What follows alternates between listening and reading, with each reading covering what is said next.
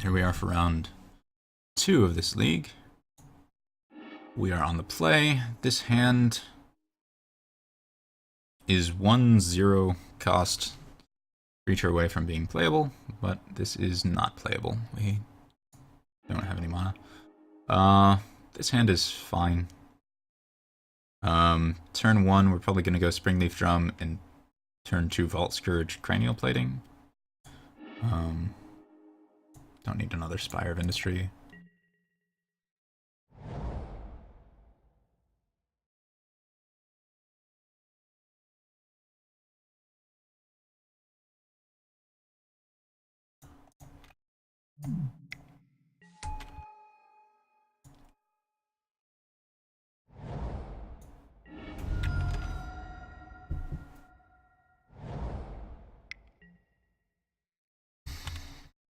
This reads like Storm to me.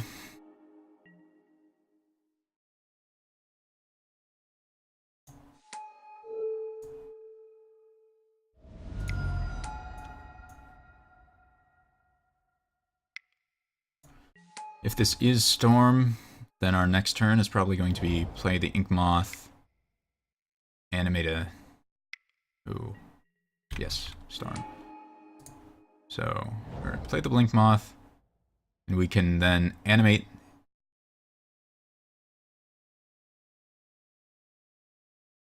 Actually, no, we should be going for the Infect kill here, so... Animate this.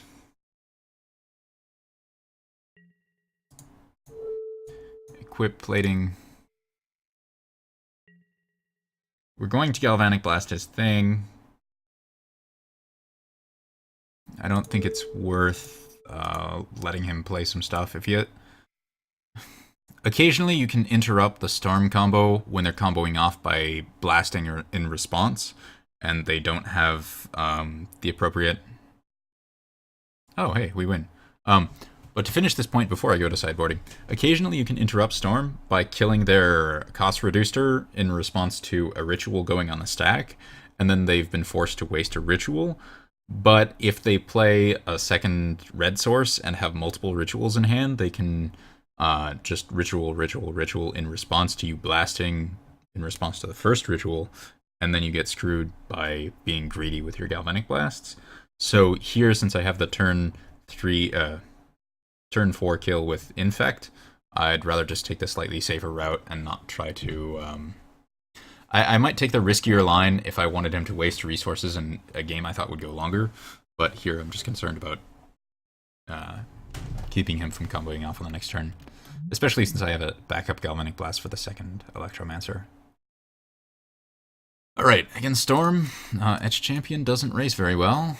Rest in Pieces are amazing. Thought Seizes are good.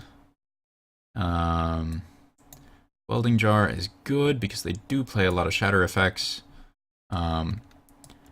Some people are concerned about the nombo between Rest in Peace and Arcbound Ravager, but in general, the decks that you're sideboarding Rest in Peace against, as long as the Rest in Peace is in play, you're winning the game, so you don't really care about shutting off your Arcbound Ravager. Because against, like, Dredge, if your Rest in Peace is in play, Dredge is not functioning as a deck, so you can just get there anyways without, you know, moving counters around on Ravager or something like that. So I've never liked the argument that Rest in Peace and Arcbound Ravager being a nombo is enough reason to not play it. It's sort of like a reason not to play it where you're just kind of soft hating their graveyard, like against Grixis Death Shadow, where you want them to have a little bit less of a graveyard, but there I'd rather just put in more impactful cards overall than a Rest in Peace, like, say, more Etched Champions and Blood Moons. Taking out Steel Overseer is generally a bit slow for this matchup. Ravager loading up an Inkmoth Nexus is one of the faster ways we can win in this, so I don't like sideboarding out Ravagers.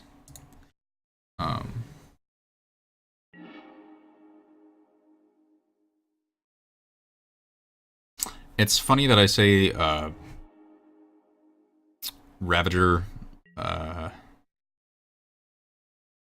loading up Inkmoth is one of the faster ways we can win, where other matches I sided out for exactly the for it being too slow at racing. Uh, but really, the possibility of having an out to a turn 3 win against Storm is good because they consistently combo off on turn 3 if we don't have any interaction. Anyways.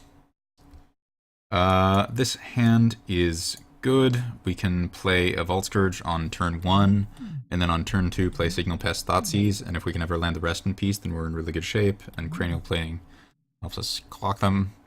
A second land would be great, or especially a Darksteel Citadel would be perfect, but other than that, this hand is totally fine. Oh, yes. Oh, yes. Darksteel Citadel. That turn 1 Mox. So hard to pass. So I could be playing Thoughtseize here, but I'd rather play the Rest in Peace, and then next turn Thoughtseize him and... sorry, I'd rather play the Vault Scourge to get the faster clock going, and then next turn do a combination of Thoughtseize Rest in Peace, and just exile whatever it is I'm taking out of his deck. Or hand, sorry. Talking while playing Magic, somewhat hard.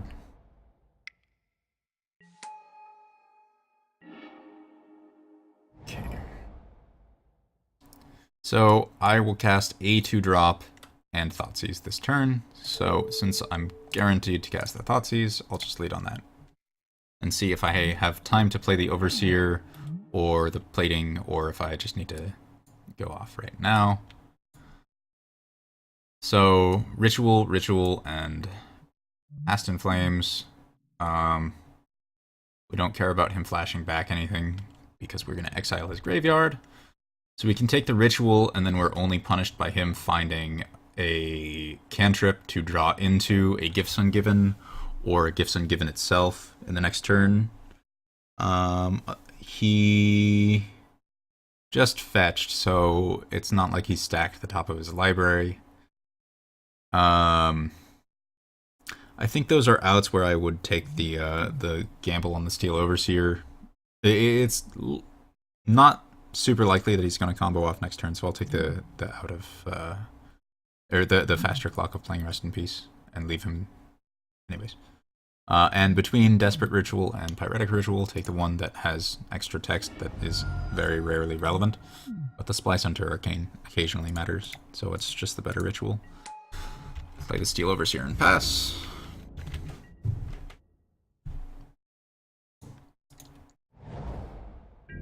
So we knew about the Scalding Tarn. Moth.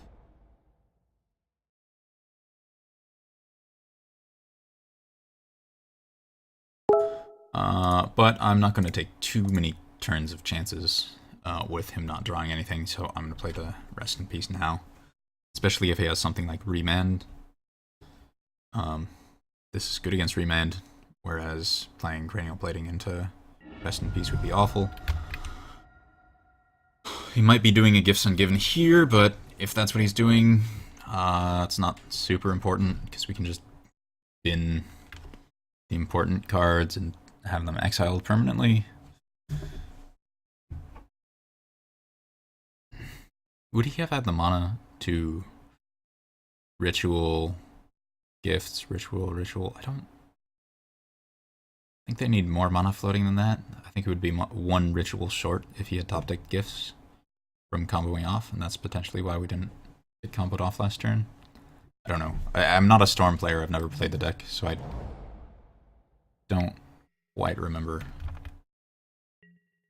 exactly how much mana they need. Alright. Graveyards are gone. The choice is, do I want one more +1/+1 counter on the Blinkmoth Nexus or the Resolved Cranial Plating this turn? I think I'd rather have the Resolved Cranial Plating.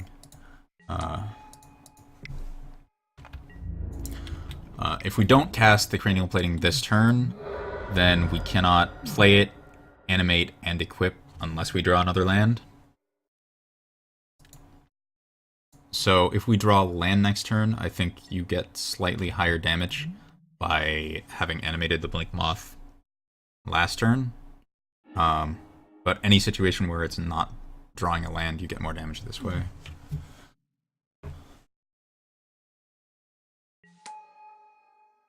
another Electromancer, and so he has Past in Flames, Pyretic Ritual, and one other in his hand. Ritual. This could be a Grape Shot. Just kill all of our creatures. All right. So with him only having Past in Flames in hand, he's basically never going to combo off. And now we're just racing down 3 power of guys, where he has a very slight edge in the race. Here we're definitely just running out the Master. He can't play aggro against us anymore. And he's gonna need, like, Shattering Spree to really get himself out of this.